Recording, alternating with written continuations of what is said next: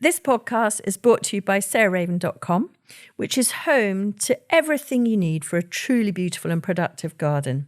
You'll also find great and essential gardening kit and stylish, lovely things to have in your house to bring the outside indoors, all inspired by the garden and the house being tied together. There's also plenty of garden inspiration, how-to videos and specialist growing guides. So head over to sarahraven.com today to discover even more.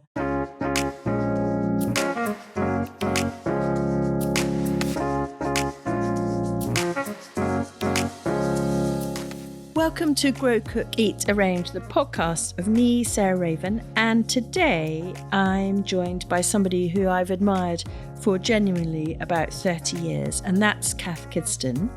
And Kath, as I'm sure all of you will know actually, started with a shop near where I used to live in London. And it was one of those first shops when it first opened that was just full of an incredibly nostalgic, beautiful fabrics and kind of aprons. And then it became duvet covers and sheets. But it was just so beautiful. And anyway, I really wanted to have Kath on the podcast because I think we have a similar aesthetic, but also gardening is incredibly important to her. And we'll come on to that because it's actually the foundation stone of a whole new brand that Kath has just launched, which is so exciting. But welcome, Kath. It's so lovely to have you here. Sarah, it's lovely to join you. Long-term customer of yours. Oh, well, so was I. And am I, actually. I just bought for my... I shouldn't be saying what I'm buying for my daughter's stockings, but I don't think they listen to the podcast. But I've just bought them a whole lot of stuff from the C.Atherley, the new... Anyway, we'll come on to that. So, Kath, do you mind just explaining to us about your first business and sort of how it came to be? Are you a born female entrepreneur, or did it just become like a sort of train that took you over like it did with me? I wouldn't say I was a born entrepreneur at all. I'm definitely not. I don't know if there is such a thing, but I'm not a trained entrepreneur. No. I'm sure of that. When I was a small child, I did always love to play shop. As one of those annoying brats who laid a tray out and, sold the contents to their parents and friends and everything. Brilliant. But it took me a while. It wasn't till I was in my 30s that I had the first Cath Kidston shop. I'm sitting at the moment round the corner from there. So I live in this neighbourhood, so it's quite nostalgic. Walking past, I think the shop's empty at the moment. I was gazing in the window. Yeah. What's it called? So, I mean, just to explain to everyone, if you don't know, we're in Notting Hill, but before, Kath had her shop before it became full of film stars and pop stars. It was very much not like that in those days, was it? It's a little enclave called The Cross. That's it, yeah. And actually what's really nice is there are a lot of sole traders who have been there for very many years. Yeah. It's a wonderful kind of village feel. Yeah. Very nice. Yeah, lovely. But I definitely the business had a life of its own and took off. And I remember sort of feeling it was a bit like a pot bubbling over the whole time and going for the ride. An amazing journey over quite a long period, nearly, I think it was 20 years I was with the company, that sort of thing. And I remember, my girls are now in their late 20s, early 30s, but I remember we had a Cath Kidston tent. We had a Cath Kidston sleeping bag. I had a Cath Kidston handbag. It was just like amazing. Anyway, that is in the past, but what's incredibly optimistic and exciting is that you've recently launched a new brand named very sensibly, not after yourself. Well, I guess you couldn't, but I regret in some ways naming a brand after myself too, but after your grandmother, your maternal grandmother. So tell us all about that. So I left my Cath Kidston business in 2016, and I'd worked ever since I was 17. I'd been non-stop going out to work, and I thought I'll become someone who goes to the cinema in the afternoon and goes to exhibitions and travels. And it's what I imagined people did. I was lucky enough not to have to work by that stage, but to think, okay, this is a whole new life. And what I did do was buy a greenhouse, set up a greenhouse and get really into that. But also I was out and about seeing things, and I realised all the stuff I love doing is really to get ideas for work. And I had nothing to do with my ideas. Yes. I would struggle with that so much. Yes. It was terrible. I had no idea. And I suddenly realized all the things I enjoy. It is solely kind of inspiring for what my next project is or whatever. So, of course, in the pandemic, I was at home, and I feel very fortunate to have been home in the countryside, don't you? Yes. And I spent loads of time in the greenhouse. And then I started drawing. I had a lot of geraniums in the greenhouse. So I began drawing them, doing all of that. And from that, got into learning about all their different fragrances. Yeah. You know, I've always loved scented geraniums. My mum, when I was a kid, taught me all about scented, leaves of things. Yeah. And we had pelargoniums outside the kitchen. So I knew all of that. But to sort of begin to understand how many different fragrances of this one family of plants. And very intriguing. Very intriguing. And I so agree. And I love that thing with pelargoniums that you have to crush the leaf, really, don't you? To kind of, like lemon verbena is the other one. But if you scrunch it in your hand, you just get this unbelievable, like the equivalent in taste of a sort of sherbet, I always think it is. It sort of bursts and it's very sparkly as well as being mellow. I mean, they are really wonderful, wonderful plants. So how did that lead into the new brand? So then, having sort of been doing all these kind of experimenting, growing lots of different plants, and then, doing the drawings and this and that, I have some very old friends who have a great skincare business, beautiful company. And they were interested in us. We'd worked together many years before I'd started Cath Kidston. I'd done a project with them. And so Dennis and Leslie, my friends, we decided it'd be really wonderful to set up another project again. And they have amazing suppliers. They understand all the kind of very complex legal requirements of making body care products. Yeah. And we decided to start something fresh, made in England, made as pure as possible, totally around the geranium family, to keep something very focused. So we've got sort of rose geranium, woody geraniums, lemon, all the different ones. And we're gradually going to roll out fragrances. We started with one very classic one, which is off a plant called radans. Yes. Which I love, which is the sherbet, exactly as you describe. Yes. Amazing fragrance. And began with that. And then, of course, I got involved in all the packaging, the creative. Yes. I was filling my car up with the plants and going down to this lovely man down in Somerset who knows how to match leaf to product, which is very complex, takes a long time to develop, but so much fun. Yeah, and it is. I've got a bottle of the bubble bath under my nose and I keep putting the lid on and then taking it off because I just want to have it under my nose the whole time. But it is. And the thing is about pelargoniums, I guess, is, Elizabeth David was obsessed with them in cooking, along with blackcurrant leaf, which she used a lot actually to flavour things like sponges and sponge puddings and cakes and things.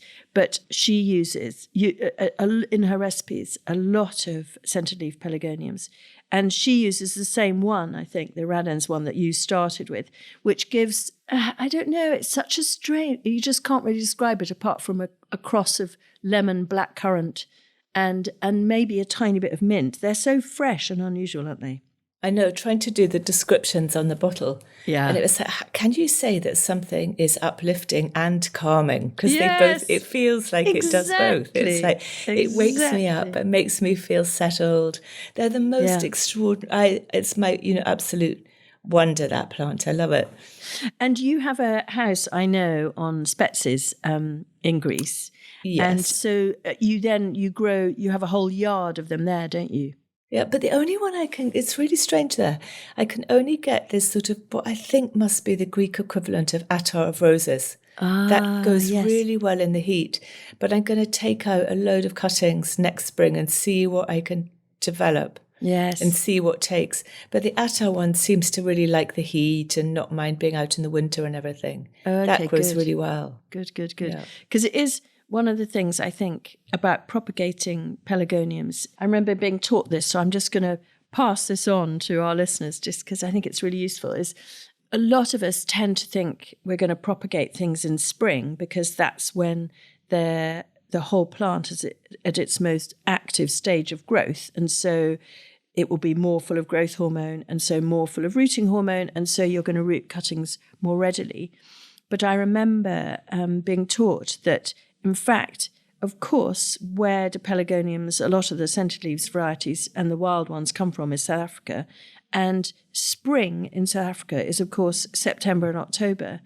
And in our trialling here, we have found that if we actually do our pelargonium cuttings from sort of the end of August till the end of October, our strike rate is really substantially more than if we do them in the spring.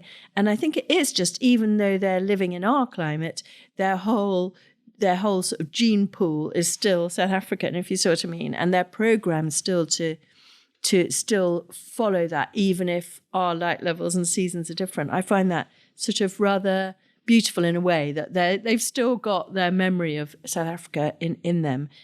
I'm so glad you said that, because I did all my cuttings August, September, October, and they're doing really well. Yeah. I mean, one of the reasons I love geraniums is I'm not a very good gardener. I love designing gardens, but I'm not the kind of person who's so patient with how I'm doing. I like weeding. I find it very therapeutic. One of my big things about gardening is creating flowers. I love having flowers in the house all year round. Yes. And so the geraniums I bring in and out Friday, Monday. Rather than go to the gym, I'm heaving geraniums and doing things. Yeah. But they're great if you're not very good at gardening. Yeah. And that's how I started out with them, because they were the one thing. Tiny flat. I had geraniums on the windowsill and I didn't destroy them. And it really gave me an appetite for more and more. It's wonderful. Yeah. And do you have a favourite? It's really hard. I mean, I thought I did. And now, because I've got more involved in them, I'm collecting all sorts of different ones. And so not just the fragrance pelargonium, I also love some of the really quite rare. I've just bought a beautiful one I think it's called Ardennes. Oh, yes. Oh, with the red, isn't it divine? It's divine. And what's great is we're building a sort of geranium community, and people are giving me cuttings and plants. And fantastic. I want to do a big plant swap next year. Wonderful. I'll give you a tip about Ardennes, I'm really sorry if I'm teaching a grandmother to suck eggs here. No, I love this. You may well know it, but it's actually really counterintuitive. And again, I think it's because of the South African heritage. It flowers very, very early. So it really will flower in April, May and June. But then it dies back and you think you've killed it, but you haven't. It's herbaceous, but it really goes into dormancy very early. I mean, by the middle of summer, it's gone into total dormancy, and then it stays dormant until the autumn, and then the leaves will come almost in the new year, and then the flowers very early, and then it goes into dormancy. So it's sort of 3 months out of kilter with attar of roses, for instance. And so I'm glad you told me that. Yeah, because you'll chuck it out. You'll think. So do I not feed it when it's dormant? Do I let it rest in the summer? I would let it rest. Exactly right. And actually not water it probably at all, really. You know, when it dies back, you're going to think, oh, panic, I've killed it. I must water it. And that's the opposite of what you should do. And I know this because Jonathan Buckley, who's a wonderful photographer I've worked with for nearly 30 years now, so he did exactly, he went off to Great Dixter, saw these beautiful plants of Ardennes, which is one of the ones that he grew quite a bit there, and bought them and put them on his window ledge, and they did wonderfully. And then they died, and he thought, I've killed them. So he binned them. And then I think he realised, maybe he saw Fergus at Dixter or something, and Fergus said, how are they doing? And Jonathan said, oh, I killed them. And he said, no, you haven't killed them. They were just going into their dormant phase. So it's worth knowing that.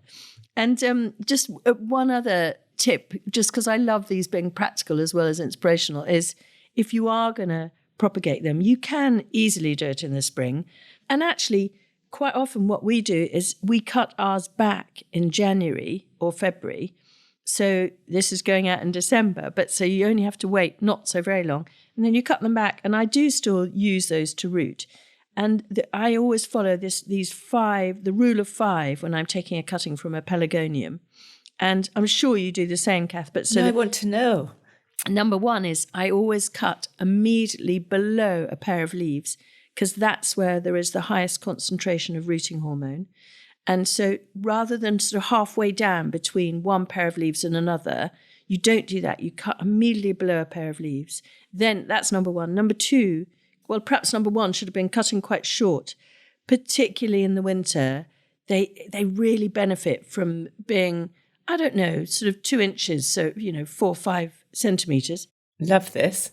So that's sort of 1 and 2. And then number 3, remove all the leaves. This is obvious, below where it's going to push into the compost because they will rot. And the number 4 is the one, 4 and 5, I used to find totally bizarre and counterintuitive, but I promise they work. Number 4 is remove the tip. And so you literally pinch out the little sprout right at the top, and that might even have a nascent flower bud in it. But you remove it, and the reason for doing that is it removes the urge of the plant to carry on growing from there. And so then all the growth hormone forming in the stem below where you've pinched then sinks back into the plant and pushes out the root. So it promotes much faster root germination, i.e. root genesis, rather than apical dominance. Yes. And then the final thing is you want to cut any large leaves in half. And that is because always with a cutting, you're on this balance of wilt versus root. And if you leave large leaves, which a lot of the pelargoniums still have, what happens is that all that has to photosynthesize and transpire, that every cell, every green cell in the plant, and that requires a lot of water. And so really weirdly, by mutilating the leaf and cutting it in half, or even by 2/3. What, vertical? No, well, literally. Horizontal. Horizontal, exactly. So in the flat surface of the leaf, you're just literally cutting the tip off it. But, and that then, it's still amazingly, it doesn't scar, it doesn't wilt, it doesn't rot. It stays there and it photosynthesizes, but it's got much less demand and draw on it. So it still keeps the plant photosynthesizing, and that's good because it keeps it active. But if you leave all these big, large surface area foliage on it, it will put too much demand on the stem to suck up water. And so often you get wilt. Okay, I've got a question though. Yeah. Can you just spin back very quickly to where you say you cut back your yes. pelargoniums? Yes. Because I want to know how brave you are. That's the really tricky one. Yes, of course. Quite brave. So, I divide pelargoniums into ones that 3 groups actually. I tend to think of them, group 1 are ones like Ardennes that will flower May, June and July. And they may go on longer, but they're really reliable for flowering early. And I find those really useful for the sort of May gap when your tulips have gone over, but yet your sort of dahlias, etc. haven't. So that's group 1. Group 2 are the later flowering ones, so July till Christmas. And group 3 are foliage only. And I grow quite a few like quercifolius, which, to be honest, I just grow for the foliage. Anyway, so in terms of cutting back, I would cut back the early flowers really pretty hard in the autumn. So Ardennes, and if it hasn't died back, there are quite a few, Marianne Saunders really stops flowering in the autumn. And so I would give her really quite a severe haircut in the autumn. So what, back to the lower shoots? Yeah, so back again, sort of 4 or 5 centimetres, so 2-3 inches. Yeah, really quite hard back. And I would use that as cutting material always to make more. And those later flowering ones, one of my favourites is called Aurora, just because it flowers literally 12 months round. But some people don't like it. Some people think it's a bit coarse and chunky. It's one of those zonal ones. It's not scented. But Attar is another one that would go on. And those I wait and cut back in sort of February, March time. Okay. So I use them as houseplants, like you were saying in your flat. So they come in and I use them as houseplants. Yeah. Anyway, gosh, that we could chat on about. I'm making notes here. I'm very happy. I'm getting instructions on what I'm going to do this weekend. maybe we'll finish with you just telling us about why you named it. I mean, obviously you didn't want to name it Cath Kidston. So tell us about the Atherley sort of story. So my mum's side of the family, my granny and her sister were the last two in our kind of string of that family. And so the name stopped with my mum and her sister. Yeah. And so I'm very fond of the name, and we've always had it it's been a second name with boys in the family have taken it up. That's and nice. I just wanted to remember her. She loved her garden. Both my grannies were really into their gardens in a big way. And so I just wanted to kind of celebrate the female side of my family, who actually my dad was into. I was brought up with parents who both liked gardens and was taught flower names and things when I was a kid, and spent most of my childhood out in a garden. Yeah. I think surprisingly little sunk in, but I just sort of, it's a natural thing for me to be interested in plants and flowers and so on. Yeah. And so just celebrating that and keeping that alive, it felt quite pertinent to the whole project. So nice. Well, I couldn't more passionately recommend it. As I've said, I've already bought quite a bit for my Christmas shopping for various different people.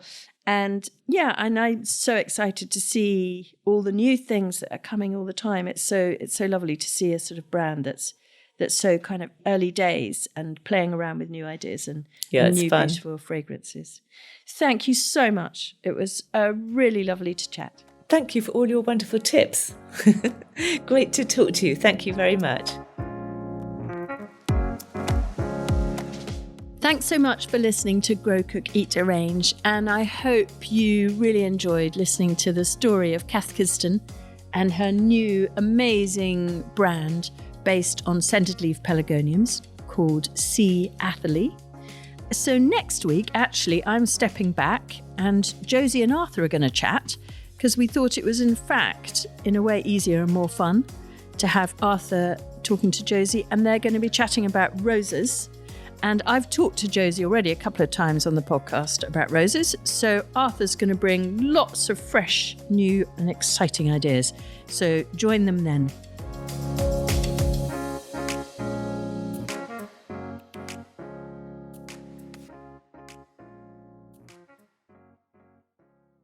You can find more information, photos and advice sheets on all the plants and recipes we talk about on this podcast by heading to the show notes or at sarahraven.com/podcast.